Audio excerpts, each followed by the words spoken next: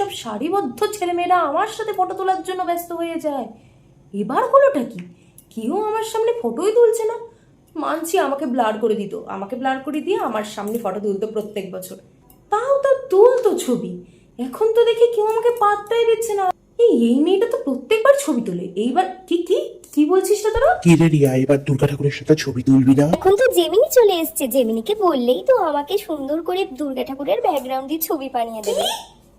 Gemini? সে আবার কি? এমন কি এলো যে আমার থেকেও শক্তিশালী? কে এই জেমিনি যার জন্য কেউ আমার সাথে ছবি তুলছে না? ব্যাকগ্রাউন্ডে আমার ছবি দেখতে চাইলে জেমিনি নাকি এমনি এনে দেবে? কে এই জেমিনি?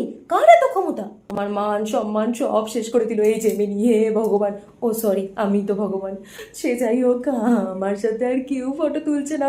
কাতু, গনু, এক্ষুনি দেখ তো গিয়ে তোরা কে এই জেমিনি। জেমিনিকে ধরে এক্ষুনি আমার কাছে নিয়ে আয়, আমি ভস্য